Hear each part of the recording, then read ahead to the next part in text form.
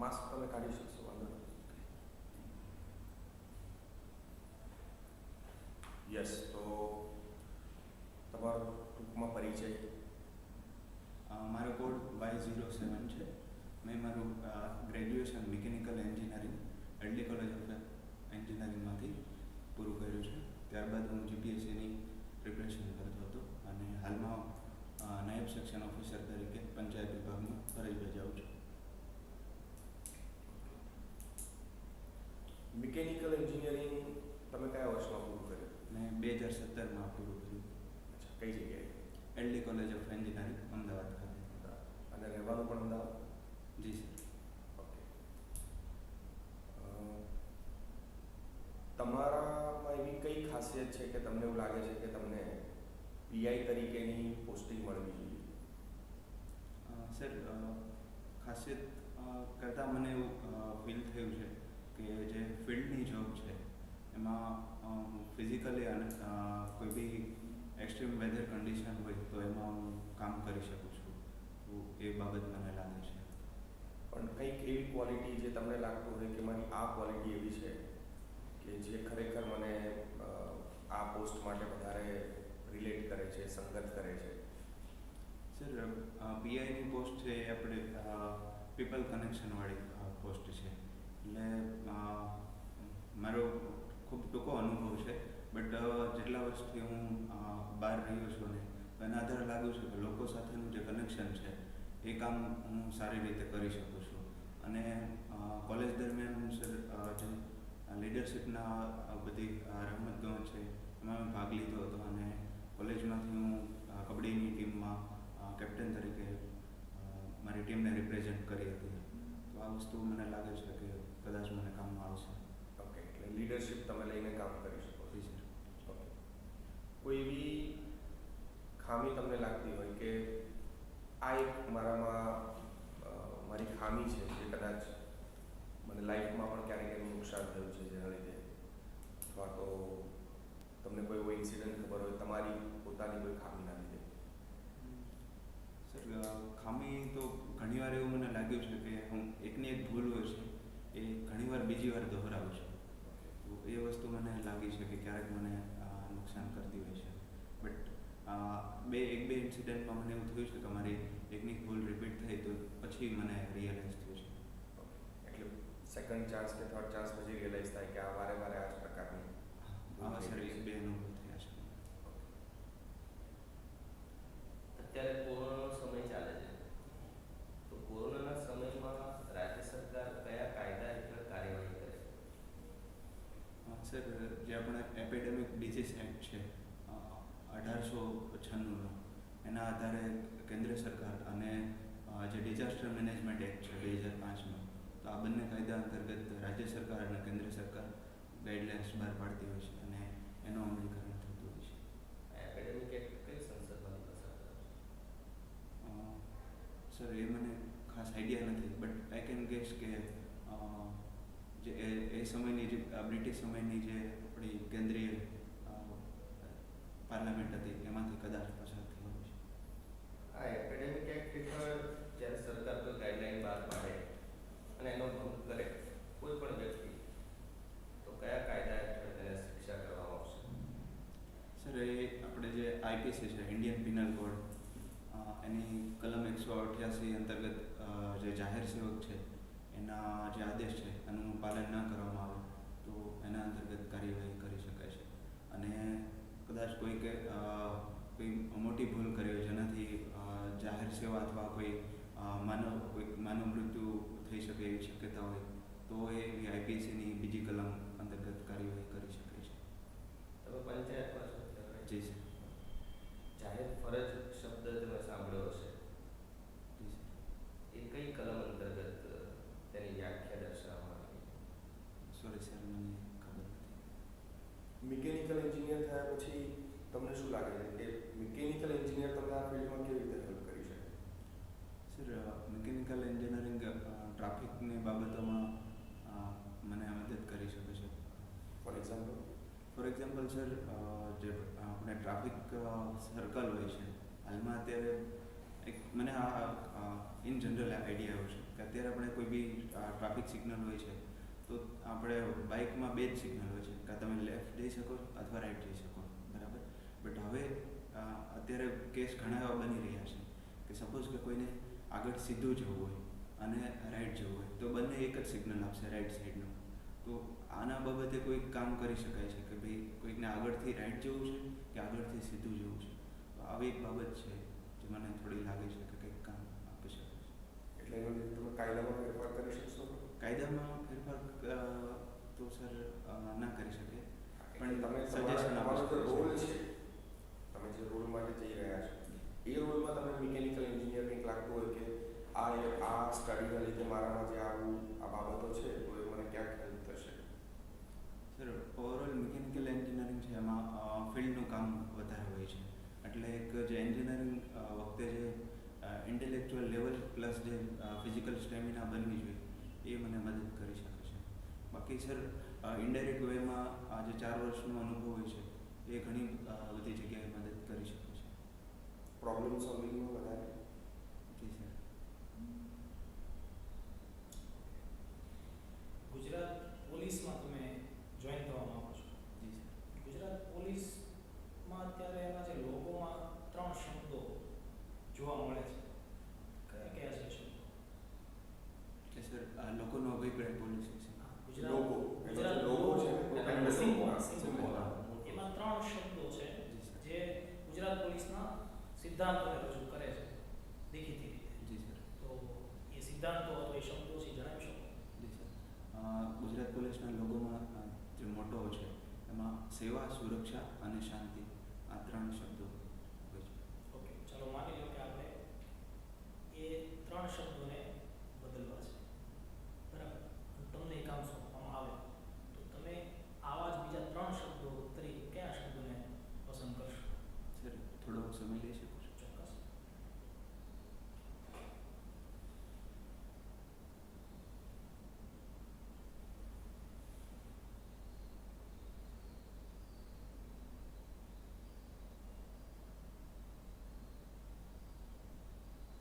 Sir 3 શબ્દો તો મને હાલ નથી યાદ આવતા, બટ એક શબ્દ કદાચ એડ કરી શકે છે, કર્મ. કર્મ.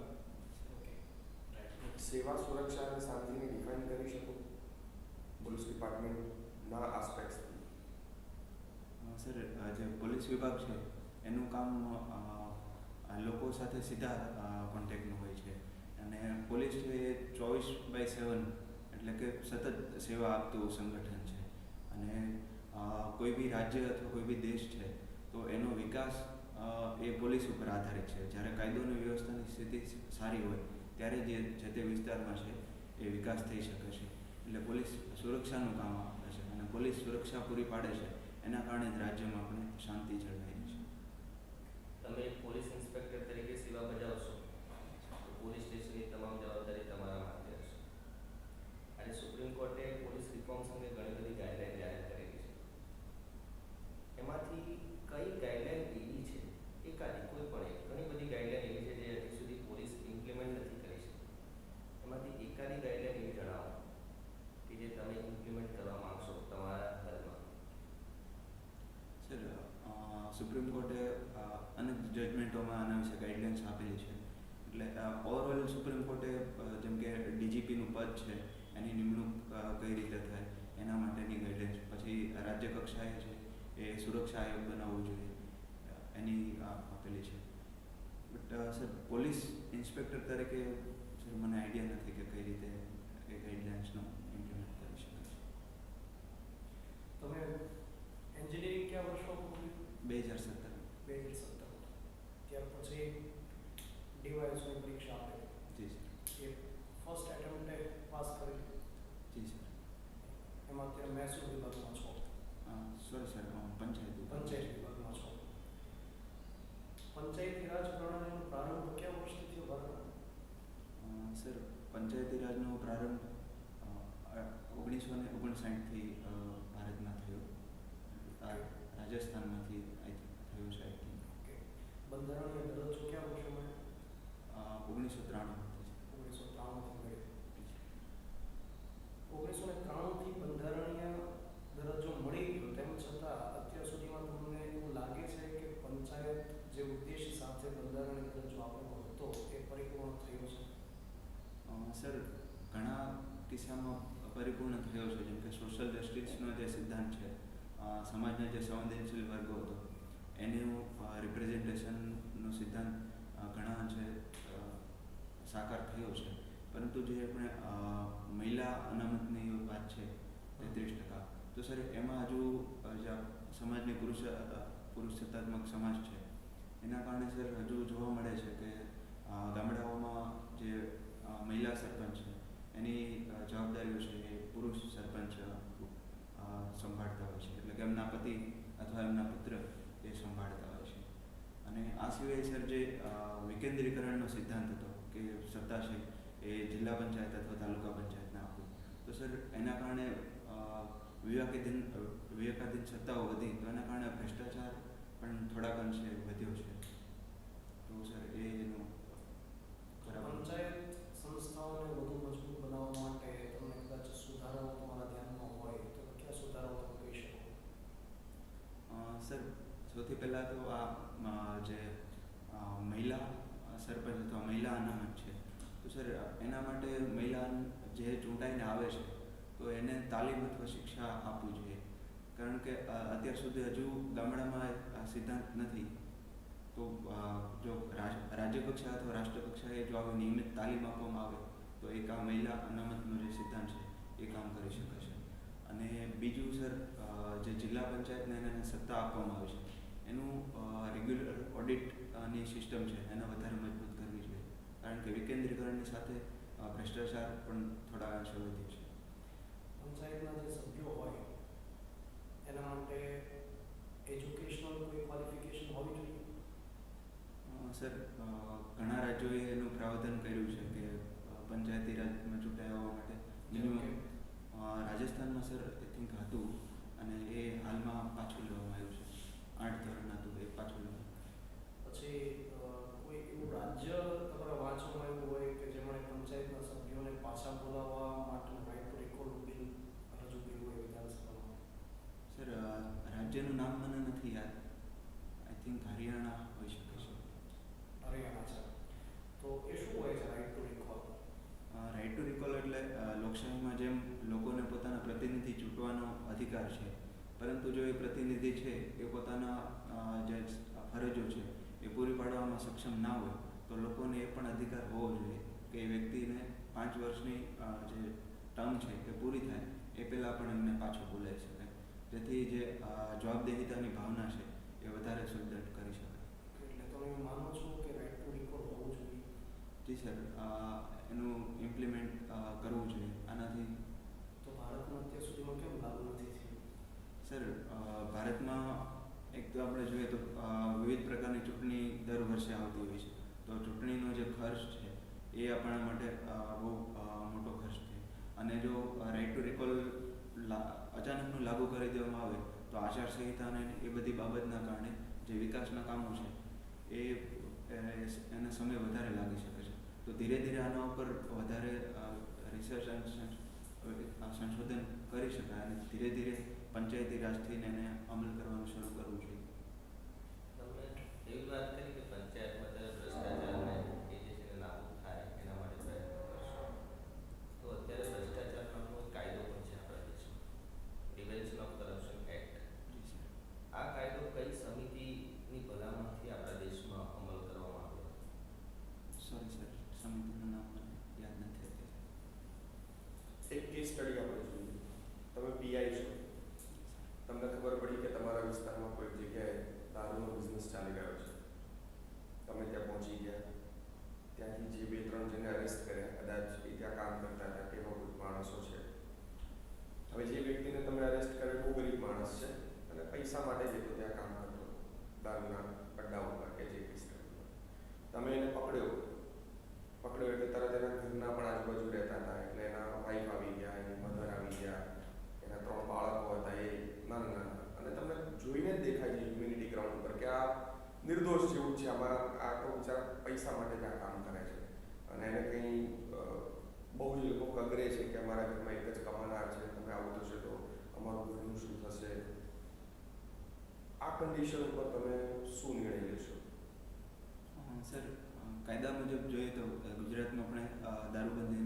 સખ્ત કાયદા છે. બરાબર. તો એના અંતર્ગત જે કોઈ બી વ્યક્તિ દારૂ બનાવવાના અથવા એની સાથેના કોઈ બી વ્યવસાયમાં સંકળાયેલો હોય તો સૌથી પહેલાં તો કાયદા મુજબ એની ધરપકડ કરવી એ મારી ફરજમાં આવશે. અને બીજું જે તમે ઇમ્યુનિટી ગ્રાઉન્ડનું કીધું છે, તો આ કાયદા અંતર્ગત જો એમને કોઈ સજા થાય અથવા એ કોઈ લોક અદાલતના કેસ દ્વારા એમને કદાચ પાછળથી નિર્દોષ સાબિત કરવામાં આવે તો સર પછીથી એમને પુનઃસ્થાપન કરી શકાય છે. જેમ કે ભાઈ એમને આપણે સમજાવટ દ્વારા કહી શકીએ છીએ કે દારૂના ધંધાથી જ પરિવારનો જીવન નિર્વાહ થાય એવું જરૂરી નથી. બીજા ઘણા ગૃહ ઉદ્યોગ સાથે એ સંકળાઈ શકે છે અને એ રીતે બી પોતાના પરિવારનું ગુજારણ કરી શકે છે. તો સર પ્રથમ તો હું મારા કાયદા મુજબ જ મારી ફરજનું પાલન કરીશ અને પછી માનવતાના ધોરણો પર એમને સમજાવટ કરીશ. તમે જે લોક અદાલતની વાત કરી, શું લોક અદાલતમાં આ દારૂબંધીના જે ગુના છે એ ટ્રાયલ કરી શકે છે? સોરી સર, મને ખાસ એની ખબર નથી વધારે, પરંતુ જસ્ટ ખાલી એ રીતનો આઈડિયા છે કે લોક અદાલતમાં જે નાના મોટા મુદ્દાઓ હોય છે એનું સમાધાન લાવવામાં આવતું હોય છે. તમે પોલીસ ઇન્સ્પેક્ટર તરીકે મારો લાગી ગયા છો. તમને અમદાવાદની જે એન્ટ્રી પોઈન્ટ છે ત્યાં મૂક્યા છે. રાત્રે 9 વાગ્યાથી કર્ફ્યુ શરૂ થઈ ગયો છે. તમે ત્યાં પેટ્રોલિંગમાં છો. હવે 9:30 વાગે માનો કે રાજકોટથી એક ટુરિસ્ટની ગાડી આવે છે. તો હવે તમે શું કરશો? એને આગળ નીકળી જવું છે, મહેસાણા જવું છે, તો શું કરશો? એને જવા દેશો, રોકશો? તમારી ભૂમિકા શું હશે એ સમયે? સર, કદાચ કોઈ ટુરિસ્ટની ગાડી આવે કે જેમને અમદાવાદમાં પ્રવેશ નથી કરવો અને એમને મહેસાણા બાજુ જવું છે, તો એને સર હું કોઈ વૈકલ્પિક માર્ગ બતાવીશ કે અમદાવાદની જે સરહદમાં તમે પ્રવેશ કર્યા વગેરે છે, લાઈક આપણે રિંગ રોડ છે. વૈકલ્પિક માર્ગ નથી કોઈ અને એને સિટીમાંથી જ પસાર થવું પડે એમ છે, તો તમે શું કરશો? તો સર એમને રાત્રિ કર્ફ્યુના નિયમ મુજબ એમને કોઈ રહેઠાણની સુવિધા અથવા રહેઠાણનો એમને કોઈ વિકલ્પ આપી શકાય છે કે તમે અમદાવાદમાંથી આજે તમે પસાર ના થઈ શકો તો એના માટે એમને કોઈ નજીકના કોઈ સિવિલ સોસાયટી છે અથવા એમની મદદથી એમને આ એક દિવસ પૂરતું રહેઠાણની વ્યવસ્થા કરી શકાય છે. તમારી દ્રષ્ટિએ અત્યારે પોલીસ વિભાગમાં ક્યાં સુધારણાઓને અવકાશ છે? સર, સૌથી મોટા સુધારાની જરૂર છે કે જે લોકોની દ્રષ્ટિમાં પોલીસની ઇમેજ છે એના ઉપર સુધારો થવો જોઈએ. અને આ જે કોરોનાનો સમયગાળો હતો એમાં આ ઇમેજમાં ઘણો સુધારો થયો છે કે પોલીસે પોતાની જે ફરજ હતી એના ઉપરાંત બી માનવીય ધોરણોના આધારે ઘણી બધી સેવાઓ પૂરી પાડી હતી. જેમ કે વરિષ્ઠ નાગરિકો છે એમનું ધ્યાન રાખવું, પછી જે લોકડાઉનમાં સપડાયેલા લોકો હતા એમને એમના વતન સુધી પહોંચાડવા, આ બધી બાબતે. અને સર, સૌથી મોટા સુધારાની તો જરૂર છે કે જે પોલીસ વિભાગ છે એમાં સર વર્કલોડ ખાસો વધારે છે હાલની દ્રષ્ટિએ. તો રાજ્ય કક્ષાએ અથવા કેન્દ્ર કક્ષાએથી જે ગાઈડલાઇન્સ હોય એના આધારે વધારે જો ભરતી કરવામાં આવે તો વર્કલોડ ઘટે તો પોલીસની કાર્યક્ષમતા બી વધી શકે છે. તમે કહ્યું કે આ વર્કલોડ વધારે છે, તો એક આદર્શ સંખ્યા કેટલી છે? 1 લાખ પોપ્યુલેશન, આટલા પોલીસ હોવા જોઈએ, આવી કોઈ આદર્શ સંખ્યા છે? અને છે તો કેટલી છે? સર, જે યુનાઇટેડ નેશન છે એમના દ્વારા 1 લાખ વસ્તી એ આદર્શ પોલીસની સંખ્યા, મને સર એક્ઝેક્ટ આંકડો યાદ નથી, બટ 140ની આસપાસ કંઈક છે. હાલમાં પોલીસ ખાતા કયા પ્રકારના પ્રશ્નો વધારે ફેસ કરી રહ્યું છે? પોલીસ ખાતું વર્તમાન દોરમાં પોલીસ વિભાગની સામે કયા પ્રકારના પડકારો વધુ માત્રામાં આવી રહ્યા છે? સર, સૌથી મોટો પડકાર હાલમાં સાયબર ક્રાઇમ, પછી જે મહિલાને લગતા ગુનાઓ છે, આમાં આપણે જો ડેટા જોઈએ તો એમાં સતત વધારો થઈ રહ્યો છે. અને સૌથી મોટો પડકાર તો સાયબર ક્રાઇમ જ કહી શકીએ છીએ, કેમ કે જેટલી ડિજિટલ ઇકોનોમી વધી રહી છે તો એની સામે સાયબર ફ્રોડ થવાના બી વધી રહ્યા છે. સાયબર ક્રાઇમને નાથવા માટે કે એને અટકાવવા માટે આપણા દેશની સરકાર કયા પ્રકારના કદમ અત્યારે ઉઠાવી રહી છે? આપણી પાસે કોઈ લીગલ ફ્રેમવર્ક છે, કોઈ કાનૂન છે એ પ્રકારના કે જે સાયબર ક્રાઇમ સાથે ડીલ કરતા હોય? જી સર, સૌપ્રથમ તો વર્ષ 2000માં ઇન્ફોર્મેશન ટેકનોલોજી આઈટી એક્ટ બનાવ્યો હતો અને એમાં સમયાંતરે આપણે સુધારા બી કરેલા છે. અને વર્તમાનમાં કેન્દ્ર સરકારે એક સાયબર ક્રાઇમના રજિસ્ટ્રેશન માટેનું નેશનલ પોર્ટલ બી બનાવ્યું છે કે જેના અંતર્ગત તમે સાયબર ક્રાઇમની ગુના નોંધણી કરી શકો છો, જે આગળ પછી જે તે લોકલ પોલીસ સ્ટેશનને ફોરવર્ડ કરવામાં આવે છે. આઈટી એક્ટની તમે વાત કરી. આઈટી એક્ટમાં સાયબર ક્રાઇમને રિલેટેડ કેવી બાબતોનો સમાવેશ થાય છે? કયા કયા પ્રકારના ગુનાઓને આઈટી એક્ટ સાયબર ક્રાઇમ તરીકે વ્યાખ્યાયિત કરે છે? એટલે એક્ઝેક્ટ એક્ટની જરૂર નથી, પણ તમે શું જાણો છો એ બાબતે? કયા પ્રકારના ગુનાઓને સાયબર ક્રાઇમ તરીકે કન્સિડર કરે છે આઈટી એક્ટ? સર, નાણાકીય ફ્રોડ, ઓકે, કમ્પ્યુટરની અથવા ઇન્ટરનેટની મદદથી થતા નાણાકીય ફ્રોડ છે, પછી હેકિંગ છે કે કોઈ બી જે ગુપ્ત માહિતી છે એને ચોરી કરી લેવી, પછી કોઈના પર પર્સનલ એટેક લાઈક મહિલાઓના સંબંધમાં ઘણીવાર એમનું ગૌરવ અને એમનું સન્માન છે એને હાનિ થાય એ પ્રકારના મોર્ફિંગ એવું કરવામાં આવતું હોય છે. ચાઇલ્ડ પોર્નોગ્રાફીને સમાવેશ કરવામાં આવેલ છે? જી સર. ઓકે. આપણા દેશમાં અત્યાર સુધીમાં શા માટે સાયબર સિક્યુરિટી એક્ટ એક કોઈ સ્પેશિયલ એક્ટ તૈયાર નથી થયો અને આઈટી એક્ટમાંથી જ આપણે સાયબર ક્રાઇમને ડીલ કરીએ છીએ? આવું શા માટે? સર, અત્યારે સમયની જરૂરિયાત છે કે આપણે નવો સ્પેસિફિક સાયબર સિક્યુરિટીને લગતો કાનૂન છે એ બનાવવો જોઈએ.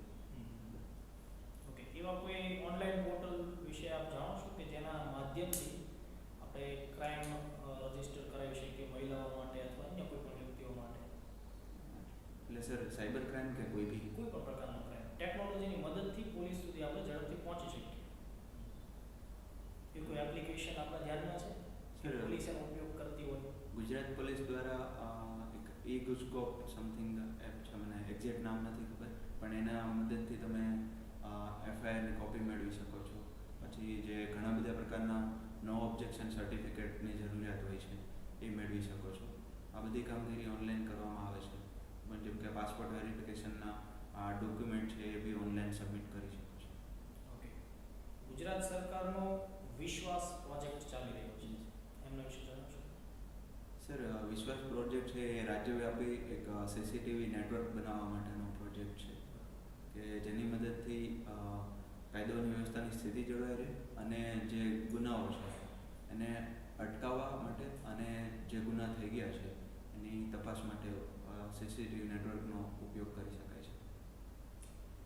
ભારતમાં ઘણા બધા સાયબર ક્રાઇમ છે, જે તમે હમણાં ઘણા બધા સાયબર ક્રાઇમની વાત કરી, પણ સૌથી વધુ થતો સાયબર ક્રાઇમ કયો છે જેને લોકો નજરઅંદાજ કરી રહ્યા છે? સર, સૌથી વધારે સાયબર ક્રાઇમ તો અત્યારે નાણાકીય ફ્રોડને લગતા જ થાય છે કે લોકોને કોઈ પ્રકારની લિંક છે અથવા કોઈ પ્રકારની લાલચ આપવામાં આવશે કે ભાઈ આટલા સમયમાં તમે આ લિંકથી પૈસા ડબલ થઈ જાય અથવા એ રીતનું. તો સર, એમાં લોકો આકર્ષાય અથવા લાલચના કારણે લોકો હજુ નજરઅંદાજ એ રીતે કરે છે કે જલ્દીથી હજુ વિશ્વાસ કરી લે છે કે આવું બી કંઈક હોઈ શકે છે અને જલ્દીથી પૈસા કમાઈ શકાય છે. સાયબર ક્રાઇમની ભાષામાં તમે જે કીધું એ ઘટનાને શું કહેવાય? મતલબ કે તમને કોઈ એવો ગુમનામ મેસેજ આવે છે કે આ પેલી લિંકને ક્લિક કરો, બરાબર, એકાદું વેરિફિકેશન તમારી પાસે માગશે અને તમે ફલાણી લોટરી જીત્યા છો, તમને પૈસા મળવાના છે, તો આ પ્રકારનો જે મેસેજ તમને મળતો હોય એને સાયબર ક્રાઇમની ભાષામાં એના માટે એક શબ્દ વપરાતો હોય છે. સર, એ હાલ અત્યારે મને યાદ નથી આવતું. અત્યારે એવું જોવા મળ્યું છે છેલ્લા કેટલાક સમયમાં કે એવા કોઈ ગુનેગારો પકડાય, રાઈટ, ખાસ કરીને રેપિસ્ટ હોય અથવા તો રીઢા ગુનેગારો હોય તો પોલીસ તરફથી એન્કાઉન્ટર કરી દેવામાં આવતું હોય છે. આવા કેટલાક કેસીસ છેલ્લા સમયમાં ધ્યાનમાં આવ્યા. તો તમારી દ્રષ્ટિએ એ ઘટનાઓને તમે કઈ રીતે જોવો છો? સર, ઘણા સમયથી જે એન્કાઉન્ટરની ઇન્સિડન્ટ ઘણા રાજ્યોમાં બન્યા છે. સર, એ એક લોકોને જે જસ્ટિસ સિસ્ટમ છે, ન્યાયિક પ્રણાલી છે, એના ઉપર ટ્રસ્ટ થોડો ઓછો થયો છે. કારણ કે આપણા દેશમાં જે ન્યાયિક સિસ્ટમ છે એમાં ઘણા કેસો છે એ લાંબા સમય સુધી ચાલે છે. એટલે લોકોનો વિશ્વાસ ઓછો થયો, એમાં પોલીસ શું કામ એન્કાઉન્ટર કરે છે? પોલીસનો ઓછો થઈ ગયો છે ન્યાયિક સિસ્ટમ ઉપરથી વિશ્વાસ કે ભાઈ હું આને કરીશ ને પછી છૂટી જશે, ફરી મારે જ આ બધું કરવાનું છે કરતાં ઉડાડો, એવું લાગે છે પોલીસને? ના સર, એવું કારણ કે લોકોને લાગતું હોય તો લોકો ચલો એને માસ કંઈક એના ઉપર એટેક કરે કોઈ એના ઉપર કે મોબ લિંચિંગ થાય, એ અલગ વસ્તુ છે. સાહેબનો પ્રશ્ન એ છે કે પોલીસ જ એન્કાઉન્ટર કરે છે. તમે એને જસ્ટિફાઈ કરો છો એ ઘટનાઓ?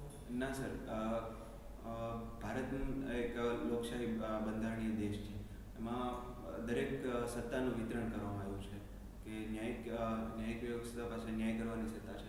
પોલીસનું કામ ફક્ત જે તે ગુના અટકાવવાનું અને જે ગુનેગાર છે એને અરેસ્ટ કરી અને ન્યાયિક વ્યવસ્થા સમક્ષ હાજર કરવાનું છે. તો સર કોઈ જે પણ ઘટનાઓ બની એના કારણે લોકોને તો ખુશી મળી ને, તો કરાય સારી વાત નથી. નથી કે આવા જે રીઢા ગુનેગારો છે એનો એન્કાઉન્ટર કરી નાખે તો કોર્ટનો લોડ ઓછો થઈ જાય, સેફટી મેઝર્સ છે એ પણ થોડા ઓછા આવશે. પણ સર, પોલીસ તંત્ર છે એની પાસે ન્યાય કરવાનો અધિકાર નથી. એ પોતાની રીતે ન્યાય ના કરી શકે. બંધારણમાં જે વ્યવસ્થા આપેલી છે ત્રણેય, જ્યુડિશિયલી, એક્ઝિક્યુટિવ અને લેજિસ્લેટિવ, તો આ સત્તાનું જે હસ્તાંતરણ હતું એ જો પોલીસ પોતાની રીતે ન્યાય કરશે તો ધીમે ધીમે જે આખી લોકશાહી વ્યવસ્થા છે એ જ પડી ભાંગી શકે છે. એટલે સર કોઈ પણ કિસ્સામાં જે એન્કાઉન્ટર છે એને જસ્ટિફાઈ ના કરી શકાય. તો એવું હોવું જોઈએ કે બંધારણમાં અથવા તો કોઈ કાયદાકીય રીતે આવા જે ગુનેગારો હોય એને એન્કાઉન્ટર કરવાની છૂટ મળી જવી જોઈએ, એને કાયદાકીય સ્વરૂપ મળી જવું જોઈએ, તમને લાગે છે? સર, એન્કાઉન્ટરની જગ્યાએ જે સ્પીડી ટ્રાયલ છે કે આ જે જઘન્ય અપરાધો છે મહિલાઓ સાથેના અથવા બાળકીઓ સાથેના, તો એ જે સિસ્ટમ છે એને આપણે વધારે ઝડપી કરી શકીએ છીએ. કે આજે વચ્ચેનો સમય લાગે છે કે કોઈ બી ગુનેગાર છે એ પકડાય છે આવા બધા ક્રાઇમમાં અને એને પછી ન્યાય મળે અથવા એમને ન્યાયતંત્ર દ્વારા ફાંસીની સજા આપવામાં આવે તો એના પછીનો જે સમયગાળો લાગે છે, તો એ પ્રક્રિયાને ઝડપી કરીએ તો ન્યાયિક વ્યવસ્થા ઉપર પણ લોકોનો વિશ્વાસ જળવાઈ રહે અને પોલીસ વ્યવસ્થા ઉપર પણ લોકોનો વિશ્વાસ જળવાઈ રહે છે. તમે કહો છો એન્કાઉન્ટર ના કરવું જોઈએ, પણ કોઈ અપરાધી તમારા તાબે થતો નથી, એની પાસે પણ બંદૂક ને બધું છે, એ તમારી સામે બંદૂક ધરી દે, તમે શું કરશો? સર, આત્મરક્ષા માટે તમે એમને પહેલાં ચેતવણી આપી શકો છો કે ભાઈ પોતાના હથિયાર છે એ ફેંકી દો. અને ચેતવણી દરમિયાન તમને શૂટ કરી દીધા તો? સર, આત્મરક્ષા માટે પોલીસ છે એ ફાયરિંગ કરી શકે છે. પહેલાં છે એ પોતે સામેના વ્યક્તિને છે પગમાં ફાયરિંગ કરી શકે છે, એમને પકડવાનો પ્રયાસ કરી શકે છે. પરંતુ જો બધા જ પ્રયાસો બાદ એ વ્યક્તિ તાબે ના થતો હોય તો પોલીસ આત્મરક્ષા માટે છે એમના પર ફાયરિંગ કરી શકે છે. તો પોલીસ આ નિયમોનું ઉલ્લંઘન કરતી એવું લાગે છે? સર, આઈપીસીમાં પોલીસને આત્મરક્ષા માટે ફાયરિંગ કરવાનું સત્તા આપી છે. કઈ કલમમાં છે? સોરી સર, કલમ એવી કોઈ મૂવીના નામ જાણો છો જેમાં એન્કાઉન્ટર કેન્દ્રબિંદુ રહ્યું હોય? એ એન્કાઉન્ટરના મુદ્દા ઉપર બોલિવૂડનું મૂવી બન્યું. સર, હમણાં 2 વર્ષ પહેલાં સિમ્બા કરીને એક મૂવી બન્યું હતું. એમાં એન્કાઉન્ટરને જસ્ટિફાઈ કરતું એવો વિષય હતો. એ સિવાય કોઈ પણ 5 મૂવીના એવા નામ જણાવવાના થાય તો જણાવો. ગંગાજળ, બીજા સર મને હાલ નથી. શોખ ખરો મૂવી? હા સર, બટ શોખ તરીકે નહીં, ક્યારેક ફ્રી ટાઈમમાં જોઈ લઉં છું. એટલે ફરજ તરીકે જુઓ છો, શોખ તરીકે નથી જોતા તો ફરજ તરીકે જુઓ. મનોરંજન તરીકે. હા, એટલે એ શોખ જ છે. મનોરંજન એક શોખ. લોકો મનોરંજન શું કામ કરે? શોખ માટે જ કરે. ફાઇન, નો પ્રોબ્લેમ. લોકો ઘણીવાર ન્યાય માટે અધીરા થઈ જતા હોય અને એ પોતે જ ગુનેગાર હોય એને નુકસાન પહોંચાડી દેતા હોય, તો મારી નાખતા હોય, આવી ઘટનાઓ બનતી હોય છે. એને શું કહેવાતું હોય છે કે એના માટે શબ્દ વપરાય છે કે ટોળા દ્વારા આ પ્રકારની હિંસાઓ થાય, આરોપી જે વ્યક્તિ છે એને મારી નાખવામાં આવે, એને શું કહેવાતું હોય છે? સર, ને મોબ લિંચિંગ. મોબ લિંચિંગ કહેવાય છે. તો એના માટે એક સમિતિ પણ બનાવવામાં આવી કેન્દ્ર સરકાર દ્વારા મોબ લિંચિંગને ઘટાડવા માટે. એ સમિતિ વિશે જણાવો છો? કોની અધ્યક્ષતામાં બનાવી હતી? સર, જે તે સમયના ગૃહ વિભાગના સચિવ હતા રાજીવ ગોબાજી, એમની અધ્યક્ષતામાં સમિતિ બનાવવામાં આવી હતી કે જે મોબ લિંચિંગ છે એમને અટકાવવા માટે કયા પ્રકારના